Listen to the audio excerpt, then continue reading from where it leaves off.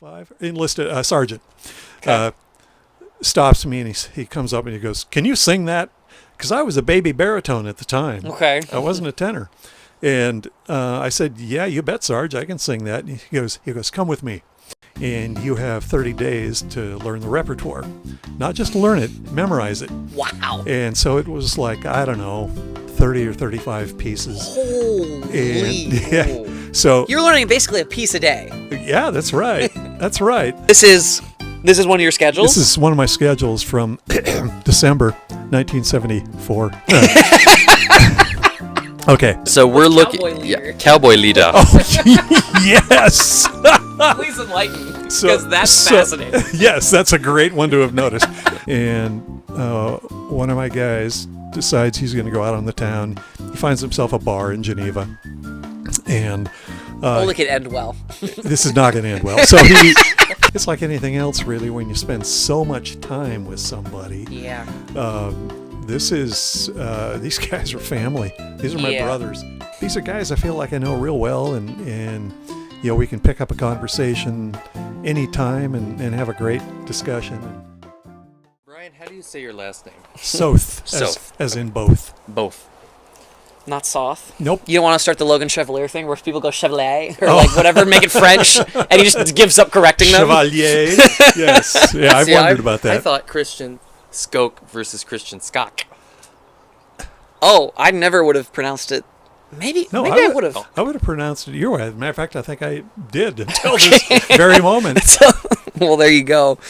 Cool. We finally got this episode off the ground. Is it recording? Yeah, we're recording. Oh, praise be. So I think we're good. So for all of you just joining us, because you are in fact just joining us, it would not be an episode of Beyond the Score if we did not have. Hold on, you hold the mic for a second. I'm gonna try and adjust the camera while you talk. Plenty of behind the scenes and now in front of the scenes pandemonium. But I am so excited to start recording this episode because it has been a journey, to say the least. It still is. And if you are watching the video feed of this podcast, you will notice that it is not just. Well, right now in the frame, it's me and Trevor is futzing with the camera. Oh, hi, Trevor. But there is also somebody else here in the frame. So we have a very special guest to introduce. I'm going to have you introduce yourself for us. So go ahead. What is your name, sir? My name is Brian Soth. Brian, welcome to Beyond the Score. It's so great to have you here. Thank you for joining us, to being an interviewee on our podcast on Beyond the Score. It is seriously a thrill to have you here. So yeah, I'm excited because this was when I first came up with the idea for this podcast. You were someone who was excited to have. So, for those to give a little context, I met Brian singing with the Spokane Symphony Chorale. I've been singing with Symphony Chorale for about 4 years. How long have you been singing with the Spokane Symphony Chorale? Well, I did 2 separate stints early on from, 2007 maybe, for several years, and then I quit for a while, and then came back about, 8 or 9 years ago, maybe. Okay. Yeah. So on and off for about probably 15 years. Yeah, something like that. Okay. Yeah. So I met Brian in the Symphony Chorale, but you have a very fascinating musical career because now you kind of sing for fun, but your career started very uniquely singing in the military, I believe. Was kind of where it started, I believe. Well, high school and all that. Okay, well, sure. Okay. Before the military, yeah. Sure, but professionally... Yeah. It started with that. So I think maybe just give us a little bit of context about who you are, how you came into music, and kind of your early career, just kind of like how you got into the beginnings of your career. Okay, well, like a lot of people that do this a lot, I've sung all my life, and it doesn't happen so much anymore, but I started with like church choirs and all of that sort of thing. I don't know if that's so much true now, but did that, and then choirs in middle school and high school, and state solo contest and all that kind of stuff. So, and I never had any lessons till I was a senior in high school. And so I sang for one term down at Portland State after high school, and then I decided all I was doing was spending my dad's money, but I wasn't going to a lot of classes. and I realized... Sounds like me as a math major at Gonzaga after Stolman got there. Well, I decided he couldn't probably really afford that. And so I don't know what possessed me to do it. I just walked down to the recruiter one day, and I said, what do you think? Should I join up? And with a gleam in his eye, he said, oh, yeah, we could probably find a place for you. And so that was at the beginning of the all-volunteer Army.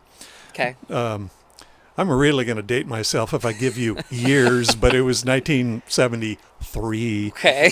And it was the beginning of the all-volunteer Army. And if you could fog up a mirror, you were in. And so that was the beginning of all that. So... do you want me to continue? Yeah, so I think talk about keep going and talk about how you kind of got into singing in the military. Okay. Yeah. So I signed up. I was in Portland at the time, and they sent me to basic training in Fort Ord, California. And I don't think Fort Ord actually exists anymore. I think they've returned it to the civil authorities there. Okay. And so I did basic down there and then advanced individual training down there. And then went to Fort Lewis, just across in Tacoma. Yeah. Yep. Yeah, for a year. And so in one sense, I was in the real Army for a year and a half.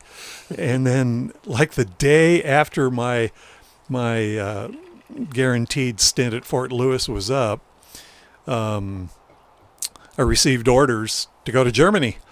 And I got to tell you, I wasn't pleased at the time because I was young, and when you're young, your vision might not be as wide as it is later. Present company accepted, of course. and so they shipped me to Germany, and so I went through the reception or the transfer station there, and the officer in charge of my unit at Fort Lewis saw that I was headed that way, and he requested that I come join his unit there in Heidelberg, Germany, which at the time was USAREUR headquarters, U.S. Army Europe, USAREUR headquarters. And so I was, basically a personnel specialist, MOS 75 Charlie 20, if you really care. Good for you. Yeah, okay.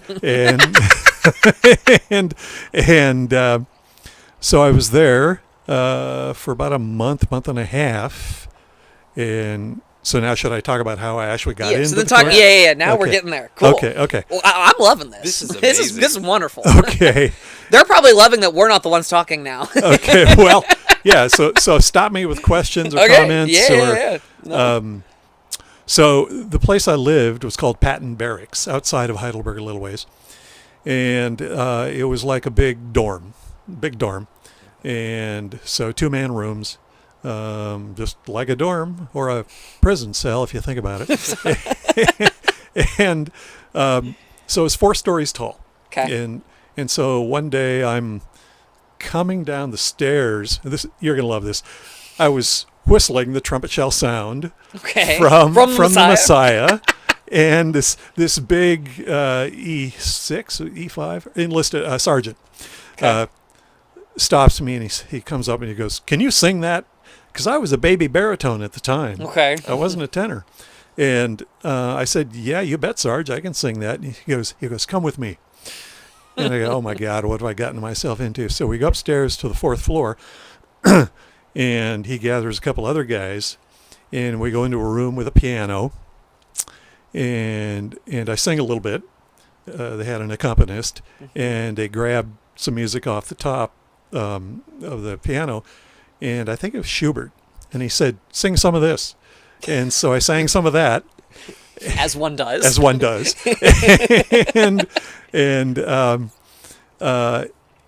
So he said, "Here's the deal. We're going to put you on temporary assignment to the 7th Army Soldiers Course," which I did not know existed, for 30 days. And so we're going to send orders to your commanding officer here in Heidelberg. He's going to release you. You're going to come here. You're going to live in the barracks up here on the 4th floor. And you have 30 days to learn the repertoire. not just learn it, memorize it. Wow. And so it was like, I don't know, 30 or 35 pieces. Holy. And, so You're learning basically a piece a day. yeah, that's right. That's right. And so we're not talking Poulenc here, but still, No, that lot amount of music. repertoire in that short amount of time Yeah. is Oh my gosh. wild. Yeah. They're really medleying the intensity of the military with music to the Well, extremity. But here's the thing: that was my sole job. I wasn't trying to do it in the evening or Right. on my off time. It was my sole job, and so I was there and learning this music. And they had, at the time it was tapes, so they had, tapes and things for it to help us. And after, I think it was like 19 or 20 days, I said, this is tedious and boring, and I got to get this over with. So I said, I want to do my second audition. I want to do it now. and That was smart. and so what they do, you go into the rehearsal hall, and they have an accompanist. And they do drop the needle, and so they pick a section out of several of the songs, and they go sing that. Oh my God. And you sing that. Oh and, my gosh. And it's pretty tense, as you might think? expect. But anyway, I did it, and so I got accepted, and that's called making the risers. Okay. Then. Can I ask, when they do the drop the needle, so is it just the accompanist is sitting there about to jump in wherever, or?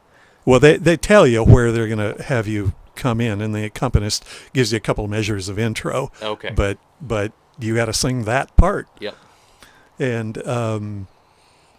it just kind of all worked out. Wow. So you got in with 20 days when you could have had 30. Yes, that's You right. were just little classic. This is what you became a tenor. Your classic tenor arrogance. Just burst through it. You got what you needed. And you did what took 30 days and 20. Well, so there's a hidden incentive here to get through the audition, because the second audition, because you're being released from your unit, and you're there in that unit to do a specific job.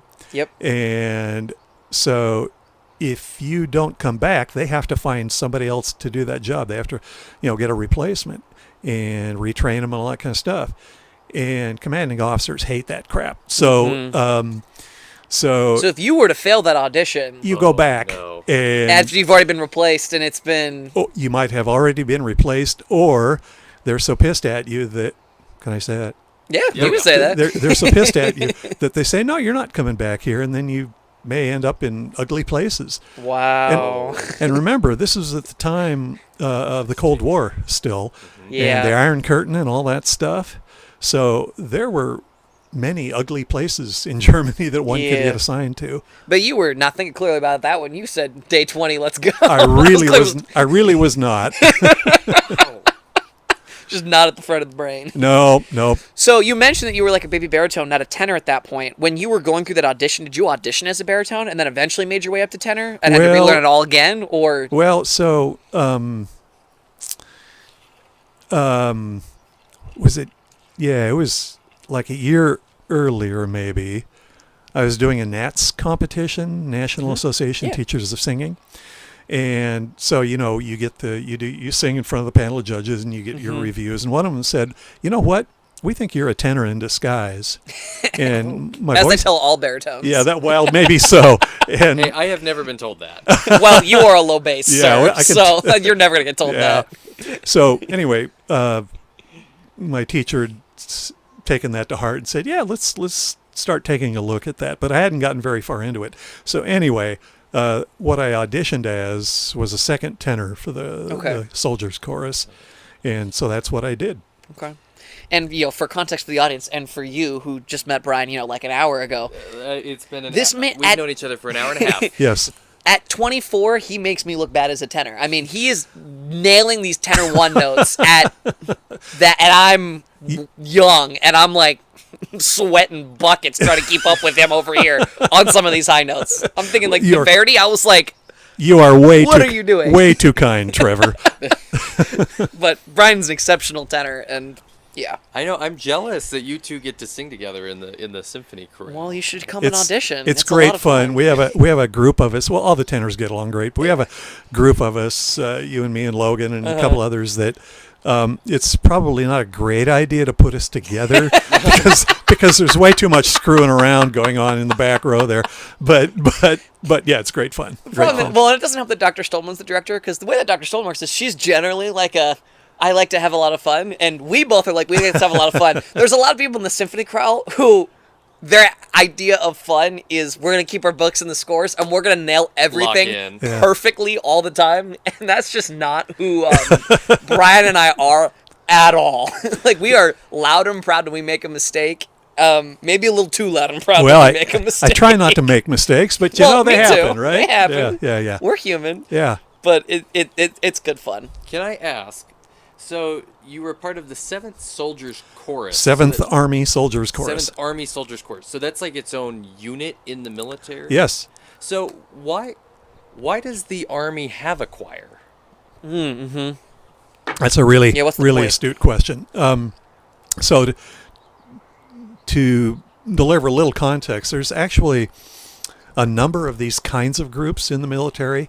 If you encompass all the bands, the various bands that are in the military, you've probably heard of the Singing Sergeants, which is a real famous Air Force The one I've Air heard Force of group, is the United States Airmen of Note, as a jazz band nerd. Okay. Yeah. Is the Air Force Jazz Band. Yeah. I think Chuck also played in one of them. Yeah, okay. One of the bands, because he has his music background is in horn, lower brass. I think he played in one of those. I don't remember which one, but I know played in the military as well. So you and Chuck sing in the barbershop choir together. Yeah, we are a quartet. You have a he's quartet, the bass in my barbershop quartet. And then Chuck also sings in the Spokane Symphony Chorale. Yes, with us. Yeah. Sorry. So there are a number of these kinds of groups around. And actually, there are a number of people here in Spokane area that have been in them. Christina Ploger is one that I can mention, and John Frankhauser, who is the bass soloist at First Pres. He was actually in the Singing Sergeants. So, and there are others around town that have done this sort of thing. Okay. But still, yeah, it's unusual, and in my case, and in the case of the 7th Army Soldiers Chorus, I don't think any of them were recruited to be in that chorus, whereas with some of the other groups, they're actually recruited to be in them, and that's where they go from the very get-go. I mean, one could argue you were recruited simply by walking down the stairs. One could. So, if it's not you who happens to get lucky and you're just the walking body, how does one get invited to get an audition in the first place? Like, how do these groups find these musicians? Yeah, so at the time, let me go back to the mission of the unit, which is German-American friendship. And as a matter of fact, the motto is Freundschaft durch Musik. Freundschaft durch Musik, which means friendship through music. Okay. And so we traveled all over Germany and Belgium and other various places. But we also sang at various military posts. And so when we did that, we'd make it known that auditions were possible if anybody wanted to come and be part of the group. And I think we also maybe advertised in the Stars and Stripes newsletter and some of the other newspapers. So there was an Armed Forces radio, so we would put ads on the Armed Forces radio and that kind of stuff too. So, and then people would say, yeah, I want to do this, and they'd call the number that was given to them, and then they'd get the lowdown on the audition process and what they have to do and all that sort of thing. And so is that generally true? Like, if you get invited to audition, you come out and you're on your own for 30 days and they give you that, and everyone kind of goes through that kind of same thing? Well, so remember, this is many, many years ago. Sure. So I don't know what it's like now. Okay. But at the time, that's how we did it. I think other groups, people were actually recruited to do that specifically, and maybe a little more robust audition. Okay. I don't know if those other folks had to go through basic training and all that stuff first. but that's how we did it at the time. Okay. And then I guess another follow-up question would be, shoot, I just lost Well, it. then It was I'll like go. something I thought of in my head. You go, and then if it comes back to me, I'll.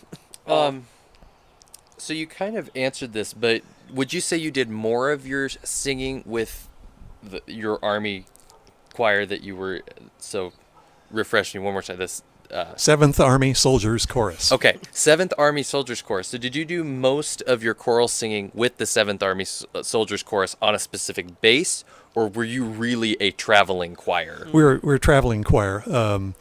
Like I said, all over Germany and Belgium, and I remember a trip to Geneva, Switzerland, and we did in the summertime. There's an international choral festival in Barcelona, so we did that. So I got to tell you, a big thrill.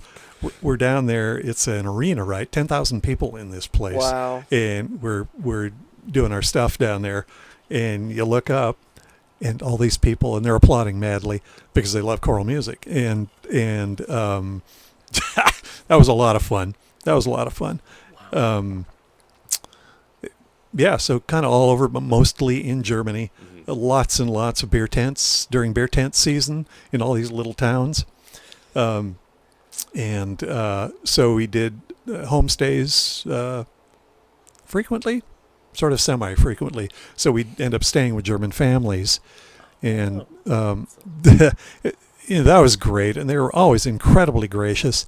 I remember once outside of Stuttgart, it was after the show, and so the families came and took us to their homes, and they asked me if I wanted to take a shower or to take a bath or whatever, and I said, yeah, you know what, that was a long performance, and yeah, I could use a shower, and so the guy started splitting kindling, and I'm looking at him, and he had a wood-fired water heater that he had to get all fired up in order for me to take a shower. Aww. Yeah. Wow, It was that's so sweet. Very generous of him, and all the families were generous and gracious, and were reluctant to introduce us to their daughters, but I don't know what that was all about. But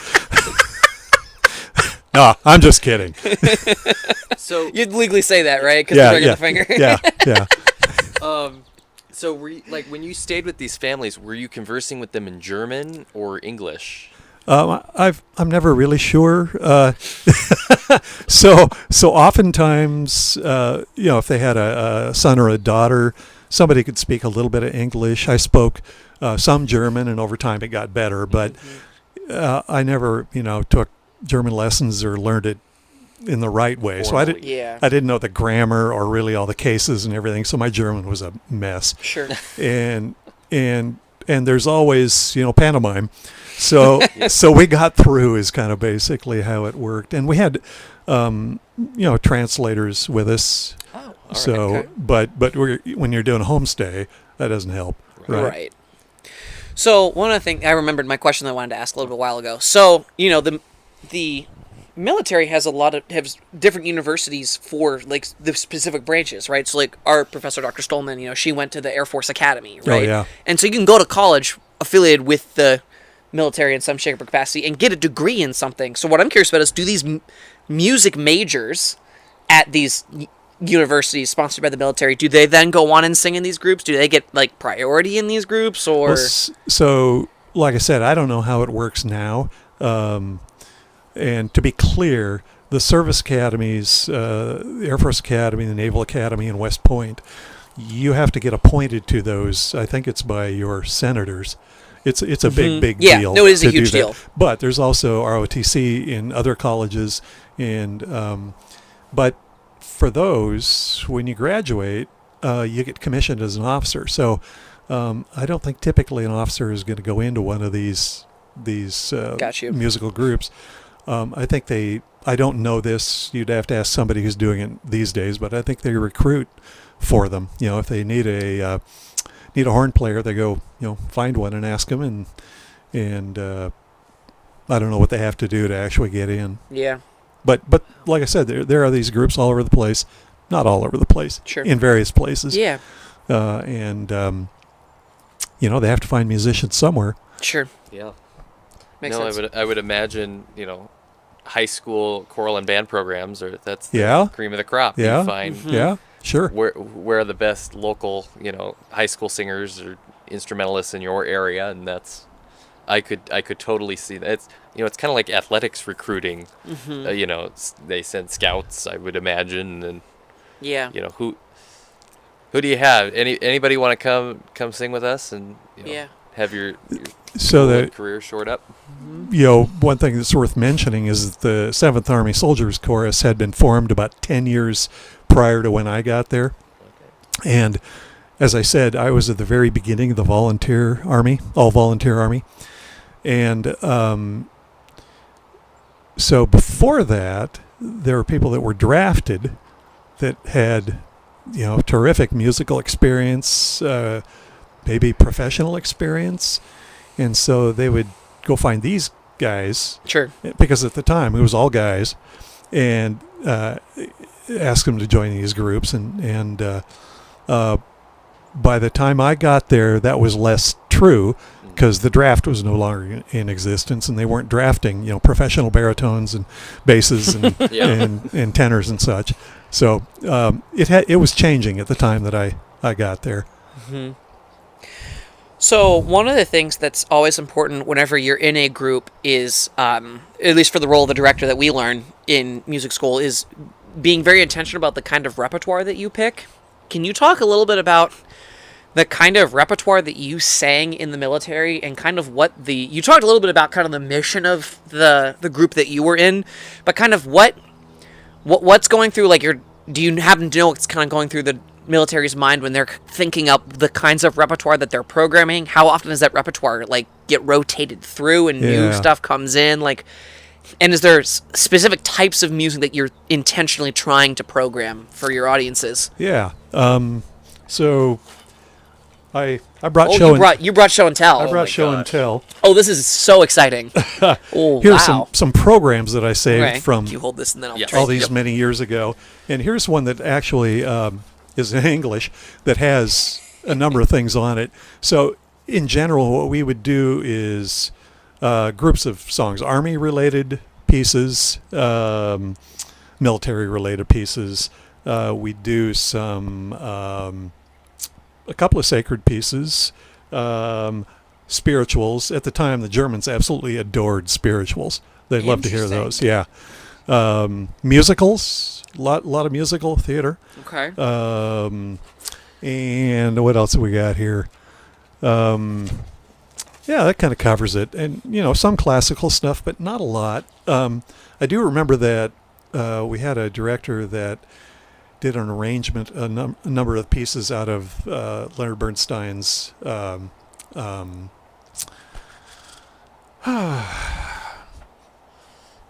the Leonard Mass. his mass. His Mass. His mask is really beautiful. Yeah. And so we did some of that too. And we had the capability of doing that stuff. So we just saw it. So we're looking. Cowboy leader. Cowboy leader. Oh, yes. Please enlighten, because that's fascinating. Yes, that's a great one to have noticed.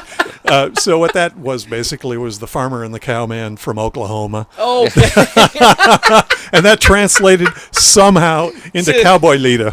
so awesome. Isn't that wonderful? That is amazing. Well, and so you talked about spirituals. One of the German choirs that we had the pleasure of singing with, I think their whole set was spirituals. Yes. Oh, yeah. So I think that's still popular It over might there. still be true, yeah. Yeah. They're fascinated by American music. Here's one. This is fascinating. The Last Words of David by Randall Thompson. Oh no, you weren't in the group. I did that with the Glee Club here at Gonzaga. With Oh, Dr. yeah. Stallman. Oh, that We must have did been- the yeah. Randall Thompson. Yeah. Last Words of David. It's a beautiful piece. And lots of German music, and I'm talking more. Oh, this is more classical stuff on it. Yeah. Like Day by Day by Stephen Schwartz from Godspell. Yeah. That's Okay, it's a long time ago, guys. Hey, we're still singing Godspell at Gonzaga. So, Oh, okay. All right. Some WC on there. Well, there's a lot of American music. Yeah. Like a lot of Robert Shaw. Yeah. That's cool. Sorry, we're all just this is excited. fascinating. So we're seeing, so for those on the Oh, there it audio is in feed, English, the cowboy leader. Oh, there it is at the end of the program. And there's some stuff written here at the bottom that I want to look at for a second. Here's some of the German pieces that we would do. Ich hab mein Herz in Heidelberg verloren. Schöne Maid, Berliner Luft, Auf Wiedersehen, which all Germans know that. Yeah. Schön ist die Liebe. Who composed most of those? Are these all mostly Schubert or In München steht ein Hofbräuhaus. No, these are just like general like play songs? traditional. traditional stuff? German Melodies and melodies. Yeah. Oh Yeah. wow, there's a little Guys and Dolls melody or medley here with Fugue for Tin Horns, like Yeah. Lady Guys and Dolls. Yeah. Wow, this is fascinating. I wonder if we could take some picture and like maybe upload. Oh yeah, and then some- maybe some edit of it these. in. Yeah, we can maybe do that after the show if you're comfortable with Yeah. that. Sure. Yeah. Yeah, we can totally do that. We did a West Side Story Sharks and Jets thing. So we That's cool. divide the chorus up into two groups and did choreography and the whole bit. And that's one of the things we did in Barcelona at the festival. That's fun. What were some of your favorite pieces that you did do in your time with that group? Oh, well, I liked all the spirituals. Some of the military related pieces actually are really, really good because they're very Sure. very heartwarming, some of them. Believe it or not. Yeah. I liked all the musical theater stuff too. I Yeah. just really liked all that. Yeah. Oh, I mean, one of my favorite things about being a choir singer, especially at Gonzaga, is being exposed to such unique and diverse types of repertoire. Yeah. So just getting to look through these programs is amazing. Yeah. Because it's just such a diverse set of music, from the German to the spirituals to the musical theater. I can just imagine how much fun you guys had just sinking your teeth into all of this. Yeah, and with the passage of time, and this happens with anybody, right? The bad stuff you either forget or the impact of it is dimmed, and all you remember is the good stuff, right? Yeah. I do have to say that we were still in the Army. This wasn't just fun time. Right. And I was looking at some of the old schedules that I kept, and I'll show you those to you here in a little bit. I see on those schedules that a couple times we had to go out and requalify our weapons, right? And we had to, I saw one, we had to go out to what the schedule called the gas chamber. Basically, it was requalifying on using your gas masks and all that kind of stuff. And what they do, they did this in basic training too. They put you in a chamber that's got gas in it, like tear gas. Yeah. And then you have to take your mask off, so you know what that feels like, and everybody comes out gasping and wheezing and drooling, and it's quite attractive. And anyway, so we had to redo that. At the time, remember, it was the Cold War, and we were in Germany, and so we would have to, during alerts, they'd call an alert at 2 a.m., and you'd pack up all your stuff, and you'd get in the back of a deuce and a half, a 2.5 ton truck, and they'd drive you to your previously assigned position. Then you sit there for however many hours in that deuce and a half, and you wait for the alert to either be called off or to find out that it's the real thing. So it was still the Army, and sometimes you had competent leadership and other times not. Mm-hmm. By the way, do you know what the difference is between the Army and the Boy Scouts? No. What's the difference? The Boy Scouts have adult leadership, so there you go. That's an old joke. And then so all this repertoire has to be memorized for every show? Yeah. Yep. And we would prepare like two new programs every year. Okay. Christmas program, and there were repeats from year to year, but Christmas program, and then we'd install in January usually another program that we would take on the road and do all that kind of stuff. So can I ask, where were you in Germany? Were you on the west side or the east side? And did you have any sort of crossover at all? Yeah. Well, the east side of Germany was entirely controlled by the Soviets. Except for their sector of Berlin and the area around Berlin. So West Berlin was controlled by the Allies, but you couldn't get there unless you went through Soviet-held territory. So there were various passes and the like that you could get. As a matter of fact, another show and tell. Here's my pass to Berlin.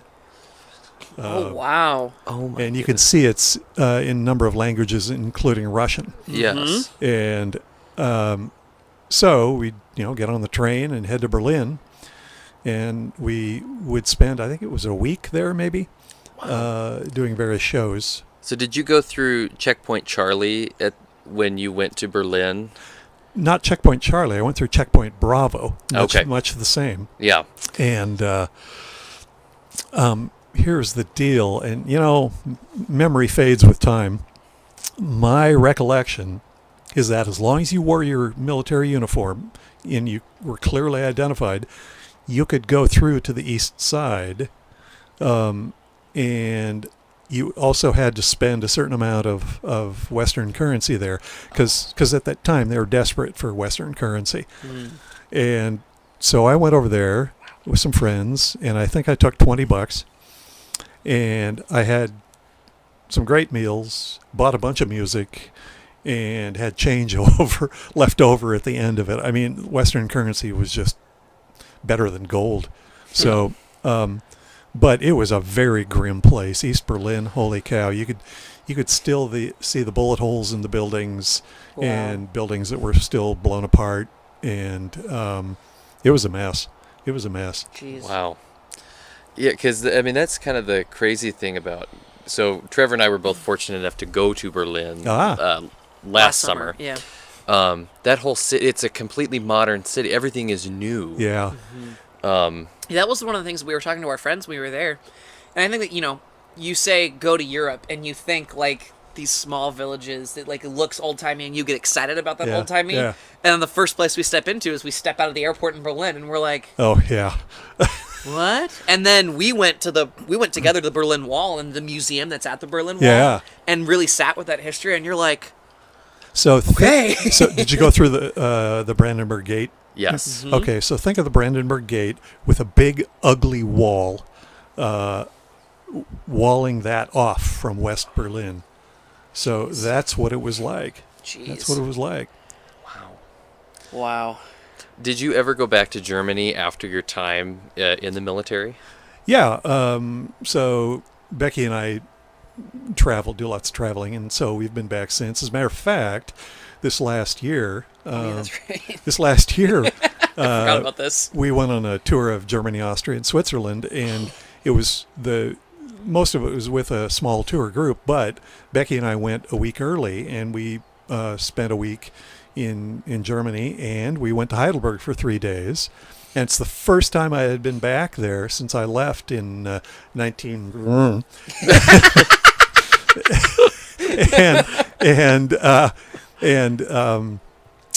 I mean, it was great to see. It's much the same. It's spruced up because it's a big shopping area now. Yeah. Okay. The whole Hauptstrasse is the main street is a shopping district now, Wow. whereas it used to be bars. Yeah. And the castle, up on the hill there is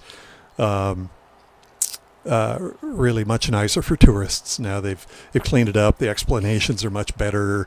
It's a nice place to spend a day. I don't think you'd want to spend a full week there, but Yeah. yeah. Yeah, I forgot they were in Germany when we were in Germany. They were in different parts of the country Yeah, doing their yeah, own things, but I yeah. actually forgot we were in Germany at the same That's time amazing. last summer. Yeah. I did in 1978 with my college choir at OSU, Oregon State. we did a Soviet Union tour, and to get there, we ended up going through East Berlin, and then on into East Germany. And one of the things they did, and this doesn't really relate to my earlier experience with the 7th Army Chorus, but they actually lifted the train cars and put new wheels on them, and because the gauges of the railroad at that time, at least, were narrower in the Soviet countries, the Iron Curtain countries, as a defensive measure, so that Western countries couldn't invade them via the railways. Wow. So the gauge of the track was narrower. Little known fun fact to tell. Awesome. Yeah.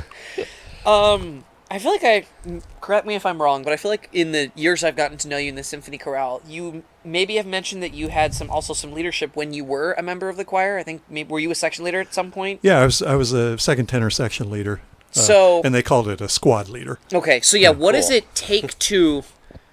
I mean, obviously, I assume you didn't start as that when you joined the group. So how do you get invited to participate in that kind of a role, and what kind of elevated responsibilities come with being a section leader, not just musically, but also, being a member of the military? Like, what does that look like? Yeah. Longevity and good behavior seemed to be the primary requirements at the time. You had both of those? Yeah, I was a different person, Trevor. Okay, got you.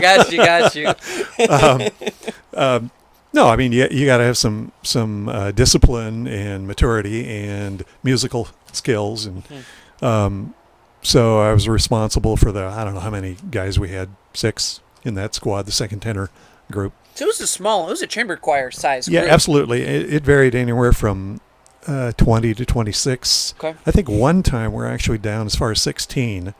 But, show must go on and all that. So responsibilities, well, you got to ensure that the guys in your section know their music. And do you test them on that? Are there like sectional tests that you have you to can administer? tell. I mean, so when you can tell. We go into rehearsal, and it'd be all day rehearsals when we're putting together a new show, and you can tell when people are getting it and when they're not. And responsible for auditions for your particular section. Okay. And I picked one fella. I thought he'd be good for the chorus, and we get into it, and he's in his training period. And this is my most shameful moment as a section leader or squad leader. We get in there, and he's just kind of not getting it. So I took him into the rehearsal hall, and just kind of testing him out. And the poor guy couldn't tell the difference between a major third and a minor third, which is moderately crucial, right? A little bit. Critical. Yeah. You would think it's a little critical. So I had to send him back to his unit, and it was unfortunate. But For those not well versed in music theory, this is like telling the difference between like a red light and a yellow light. Yeah, really. While you're driving down the road. Yeah. Or even a green light. Yeah. Yeah. Yeah. So, generally responsible for not their behavior, but making sure that they're where they are when they need to be, which leads to I'll try and tell this story as quickly as I can. We were in Geneva, and we're done with the show late at night, right? Because when you're doing this kind of thing, anybody who's in a touring company of any kind knows that you keep vampire hours, right? Yeah. You're up late at night into the early morning, and then you get back to bed at some ridiculous time, and then you sleep till 11. So we're in Geneva. Show's over late at night, and one of my guys decides he's going to go out on the town. He finds himself a bar in Geneva, and only could end well. This is not going to end well. So he's there. He has a beer or something, and a pretty girl sits down next to him, and only good stories end like that, and, that's the only. And so she hornswoggles him into ordering a bottle of champagne, right? Bang! Yeah. This is sounding like I don't know why you say the story's going to go bad. This is sounding wonderful. Yeah, what could possibly go wrong? And then another. And so he's thinking, hey, this is great. I'm making a connection here. And then the bill comes. And of course, he's been set up, and the bill comes, and he doesn't have near enough money to pay it. So they find out from him where we're staying, and they call the front desk. The front desk comes up and gets me, and and so I talk to him, and he tells me, and he's crying. I mean, it's the whole bit. And then the bar owner talks to me. He says, they've got his military ID. They took it from him, which if you're in the military, that's bad. you never give that up. Yeah, Anyway, that's bad. So said he's not leaving here till somebody pays his tab, and not going to get his card back till somebody pays his tab. So I got 5 of the biggest guys from the chorus that I could find, woke them up, and we went down there, and we walk into the place, and the bar owner, he sees us, and he's reaching under the counter, right? That's a bad thing. That's a bad thing, because you don't know what he's got down there. And I looked at the tab. I talked to this guy, and yeah, he sure did order that champagne, and he sure did owe the money. So we gathered up all the cash we could find from all 6 of us and paid the bar owner and dragged him back to the room, and he was restricted for a very long time. I would imagine. Yeah. Probably. Yeah. Anyway. I'm surprised he was restricted. I feel like it's very generous for all of that. Like I said, memory doesn't serve sometimes. He may have gotten some non-judicial punishment. It's called an Article 15. Okay. Anybody that's been in the military knows what that is. Basically, you pay a fine. Oh. Okay. And With what little cash he probably had left. that's exactly right, which was none. So anyway, that was some of the responsibilities of the section leader is what you're asking also about. taking care of your men outside of absolutely, yeah. outside of the normal kind of duties. And how long did you sing with that group? I was there a year and a half. Okay. Yeah. Okay. And so, how long were you active duty military? 3 years. Okay. Yeah. So a year and a half of it was In so pretty much all your time in Germany was singing with this Absolutely, group. yeah. Well, except for that first month. But, Yeah. Yeah. Do you want to see a picture? Yes. Okay. Oh. Absolutely, we want to see a picture. Okay. Continue the show and tell. So this is a picture of the group, and I've forgotten the date. It isn't on there anywhere. Who's the girl at the very front there? Okay, there's a good story. I was gonna say. I'm gonna tell you that this is taken on the Alte Brücke, the old bridge Okay. in Heidelberg. You can see the castle in the background. Uh huh. And are we in tuxes there? I think we are. Yes, you are. So we had both tuxes and our Class A uniforms that we would wear for concerts, Okay. depending on the occasion. And so around the time that I was getting ready to leave, they decided that, we really need to transition this from an all-male chorus to a mixed chorus. Mm-hmm. And so that woman there, Vicky was her name, brave soul that she was the one to break that gender barrier. Nice. And yeah, I give her bucket loads of credit for being willing to do that. And ultimately, the group changed from doing the kind of music that you guys just saw to more of a USO show kind of thing, popular music with electronic instruments and the whole bit. I don't know if they're still in existence, frankly, but they started doing more and more of that kind of thing. That's amazing. So, after you get out of the military, where does your singing career? Oh, how cool is this? Oh, that's you in the. Wow. Look at you, so dapper. Yeah, and I had hair and everything. The red tux looks wonderful. Yeah, that's a cool concert outfit. The tux was fun. Yeah. That's fun. That looks like the red tux that Brian is wearing in this photo. It looks like my waiter costume when I was a waiter in Hello Dolly. Yeah, it's not far off from that, I'm sure. He looks like the train conductor in the Polar Express when he's wearing that tux. Am I wrong? No, not at all. I just need the hat. You just need the hat. You look like that guy. It's crazy. Can we put pictures of these pictures on the video Absolutely. feed? Sure. Yeah. So, yeah, if you're listening And you're to the podcast... you're giving me editing work now. I will That's do fine. my best to lighten It's not hard to burden do for that. you. But yeah, if you're listening to the audio feed, you should check out the video for some of the cool visuals that we've gotten this year, Yeah. 'cause this is fantastic. These are wonderful. Here's more show and tell. So is this a record that you guys recorded? Yes. Oh my! We did 2 good- records. Listen to our music. I What a can't- fitting title. Yeah, I couldn't find the other one. You might read some of the titles of the pieces there. How good you have the Star Spangled Banner. That's important. You'd want to have Battle that. Hymn of the Republic, great choral piece. Yeah, I'm sure it was the Wilhowsky. Yeah, this is amazing. So I have a question about this album. So as I was talking earlier about the U.S. Airmen of Note, I had a band director tell me one time, if you want free jazz band records, you write to the U.S. Airmen of Note, and because you are a citizen of the United States, they will send you a record free of charge. Yeah. So is that the same with the... Yeah, I think we made 2,000 copies of this and gave them away. This was also with a couple of other groups. To your point, there was, I think, an Air Force band. You can see a picture of the flautist there. Yeah. And the 6th Fleet sent a group, too, I think. So I think there were 3 groups that worked together to make this. Do you have to be an officer to be a director of the group? Yes. At the time, yes. Yeah. Although, for a while, we had an enlisted guy that was a fabulous musician who was conducting us.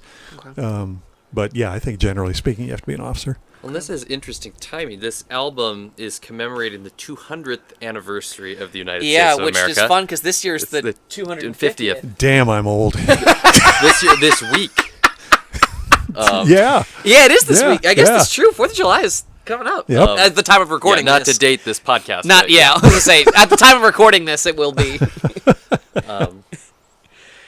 Are you doing anything exciting for the 250th? Nope. No, I Is don't the know. symphony here doing anything musical for the 250th? I know they're starting to do things in the community. I mean, we're getting those Monday emails now. Yeah, I don't know if I think in the past they've been down at the pavilion down in Riverfront Park down there, and I don't know if they're doing that this year or not. Okay. Well, I'll give a shameless plug. One of my favorite groups in the Tri-Cities, where I call home, Yes and Tri-Cities, who I've had the pleasure of working with, they're putting on a big 4th of July concert, I know, at the Hapo Center Plaza. Well, you're really dating this now that we have to put this out in... I just want to shout out Yes and, because they're an amazing group, and they're going to be putting Okay, on so this gets to one of our questions of, like, what is it like a day in the life, week in the life, like, the schedule kind of aspect of it. So this is one of your schedules? This is one of my schedules from December 1974. Okay, so so when you're not doing gigs, you're either so what they try to do is if you're working on the weekends, you get comp time, right? So you get a day off on Monday you or get something. to somewhere else. And you're keeping vampire hours. So it was kind of a point of friction because when everybody else in the building is going off to work on a Monday, You're sleeping in. you're sleeping in, and then you're taking the bus down to the Neckar River in Heidelberg and eating ice cream and drinking a beer because you're not going to work till 7 o'clock at night. Well, you get on the bus at 4, and then you go to work at 7. Yeah. But anyway, so Tuesday is Zweibrücken. Wednesday, Thursday are all-day rehearsals. Friday is Rammstein Base. Saturday is Dossenheim. Sunday is Kaiserslautern. So all of these German names, these are different bases that you're touring at? Not bases, they're Oh. German communities. Just- so remember just the town, yeah. Yeah, the mission is German-American friendship. So we would sing in various festivals that these towns would have. Oftentimes we'd sing with the local Männerchor or the local choir. So How many hours of rehearsals time? How many hours of rehearsal time do you get a week?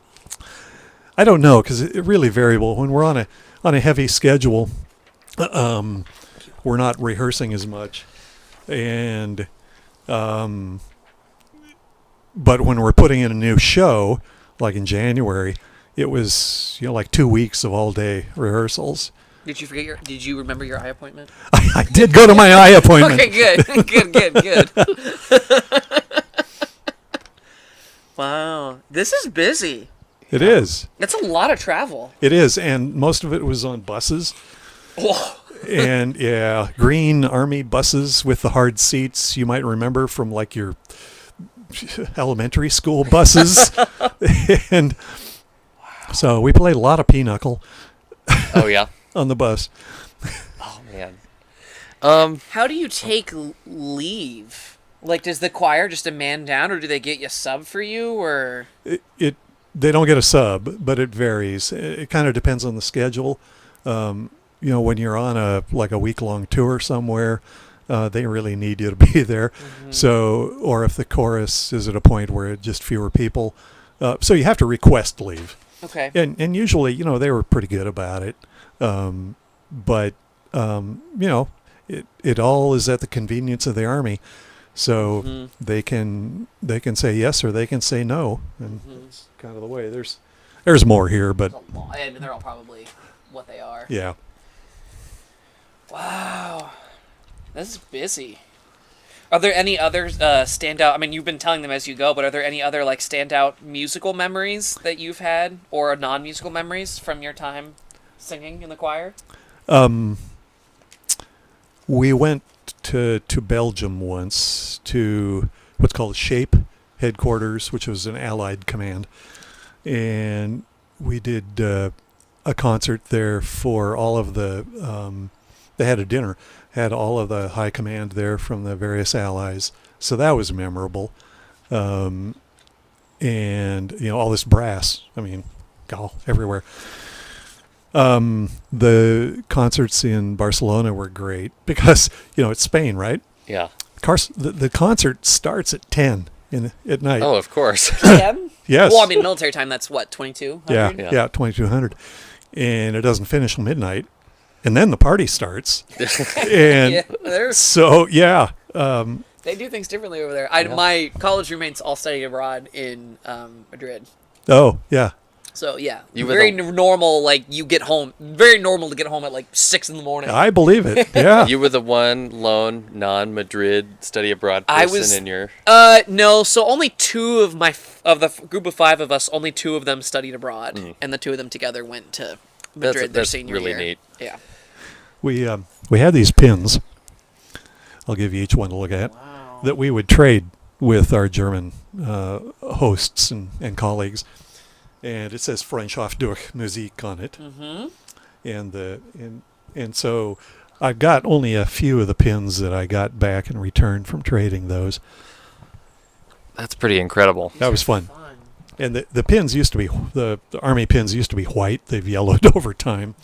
But Oh, you mean Yeah, this background was then apparently white. yes. What material is this made out of that it goes so yellow? I have Are no you that clue. nasty? It's these pins are all they're canary yellow. They look as though they were made that way. with yellow back. Yeah, I don't think they were.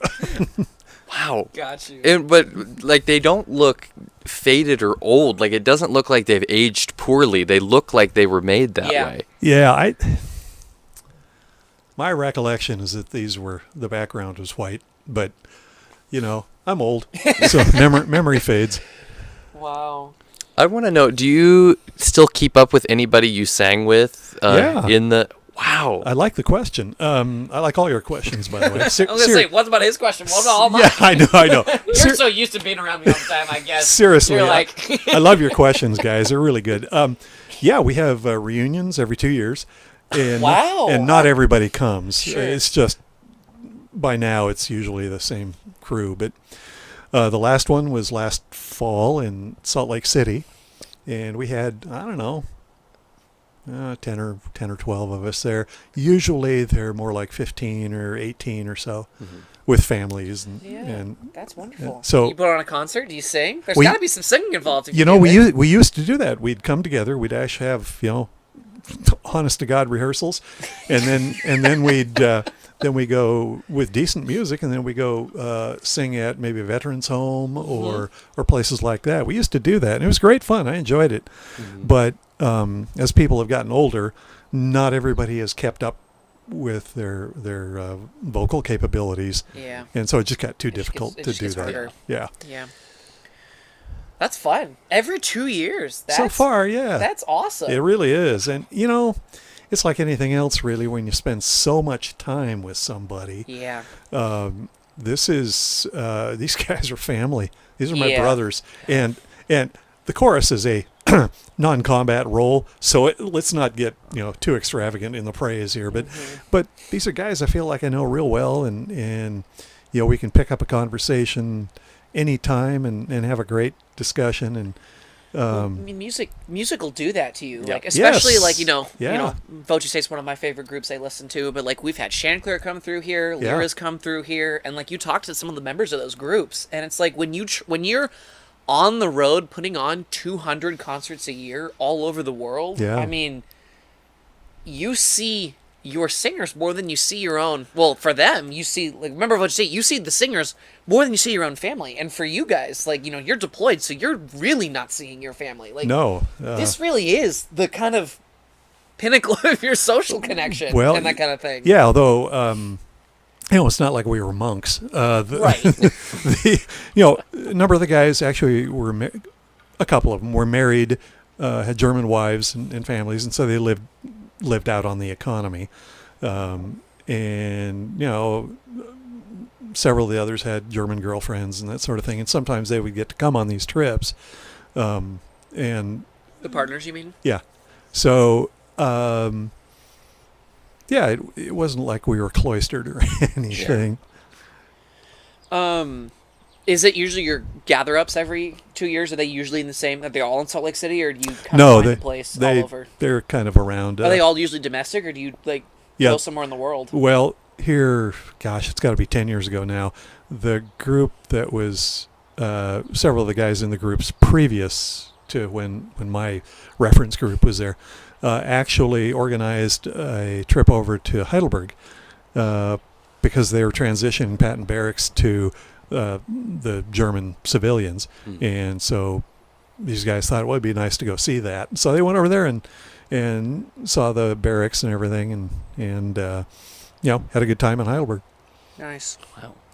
So, as we're kind of coming up on the end of time here, we want to know a little bit. So, it sounds like you've done a lot of music in your time, and then when you came back from the military, there was some other musical things that you continued to do. So, what did music look like for you? Like when you came out of the military, it sounds like you went to Oregon for school. Oregon State. Did you get a music degree? Did you? No, I got my degree is in economics. Okay. But I sang, I did theory, did a lot of that stuff. So but I wish I had gotten a music degree as well, right? I really wish I had, but that's the kind of thing you think about later. I'm very lucky to be Yeah. kind of have that Yeah, split brain you with are. the STEM and music. It's a wonderful thing. Yeah. Anyway, so sang at Oregon State. Okay. And I mentioned this 1978 tour that we did the Soviet Union. Yep. And then after college, I went to work for the electric utility in Portland, and sang with the Oregon Repertory Singers, and Yeah. actually a number Were you of. there when Dr. Ethan Sperry was conducting it? Or It was before that. It was before that. Gil okay. Seeley was the conductor back then. And a number of the groups there in Portland. I was the tenor section leader at a couple of different churches at various times, and did various. I continued to work to learn. So I was taking voice lessons and training and doing recitals and doing all that stuff, and getting some solo work around town. And by that time, married, had a family, and I'm thinking, I'm not going to be able to support a family doing that. And I love doing it, but I'm not going to be able to support my family doing it full time. And so I came to the point I had to make a decision. Yeah. And my career at the utility was expanding. So more and more time devoted to that. So it became an avocation, not a profession. Yeah. Well, we're super grateful that you've, settled in Spokane and you're doing a lot of singing up here. We're really grateful I'm really grateful to know you. You're a super huge inspiration to me as a young singer with the long long, amazing career that you have had, both musically and otherwise. You're being way too gracious. Well, I mean, I'm grateful to meet you and hopefully get to start singing with you soon. We'd love to see you in the symphony chorale. Yeah, it'll That be would great be to cool. have you. Yeah. It'd be good to have another bass. I mean, nice to have another low bass in the mix for sure. Brian, thank you so much for your time. You're really thank you welcome. so much for offering your wisdom. It's a lot of fun for us to get to talk about music with lots of different kinds of people, and I think that this is going to be a really cool episode for our audience, because I think this is the kind of thing that they're not going to expect, but I think that they're going to love all the same. So, yeah, I'm thankful to you guys, because nobody here anymore wants to hear about this stuff. So, well, now we're putting it in front of our whole podcast audience, Okay. so they're all going to. All four of them. All four. Hey, Our stats say we have a little more than 4. Okay, I mean, all it's right. not hundreds of thousands, but we have. I mean, start. So shockingly, what I didn't expect, and maybe because I'm just giving you a bad no, time. I know, no, but what I didn't expect, people would rather watch podcasts than listen to them. We get a lot more hits on YouTube than I expected, and we get a decent Interesting. number of hits stream listening. Yeah. But it's YouTube that makes up about 2/3 of our audience, and there's some the numbers on the retention over the episode are pretty good as well. So about that's 4 great. out of 6. He did the math really quickly. Did you notice that? It makes me look bad with my math degree. He's a STEM guy too. Well, we talked about that on the first episode, that he called it engineer brain. We both have engineer brain. But see, I went all in on the music. I'm a music education major, so Okay. Yeah.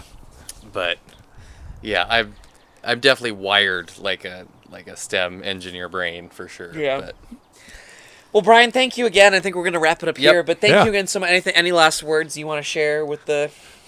Oh man, just if you're gonna sing, do it well, work at it, and you're gonna enjoy it more, right? Yeah. Amen. Yeah, and just keep doing it as long as you possibly can, as long as you can keep doing it well, right? Amen. yeah. Yeah. Amen. And you are a prime example of doing it well. You make... Thank you. You raise the bar for all people that are around you, and it's motivating to work hard when especially someone who's young. It's motivating for me to walk. I mean, you've seen me grow in my profession. Like, I mean, you've seen me join the symphony chorale, and maybe at 20, it was probably a bit of a stretch to be singing Messiah, and you've watched me grow into being able to do that show 4 years, 5 years now. You're absolutely a key for the tenor section. So I'm glad you're there. It's very kind of you, and it's inspiring. It makes me want to work hard when I'm surrounded by people who have worked so incredibly hard and are still doing such incredible work after 50 plus years. Yeah. It truly is inspiring when you do it, especially as well as you do. I truly jaw on the ground every time I hear you sing. You've got such a beautiful voice. And well, thank you. I'm blushing. I don't know if you can see that in the camera, but but yeah, Luke, any last things? I just want to say thank you so much for your time and for putting up with our craziness,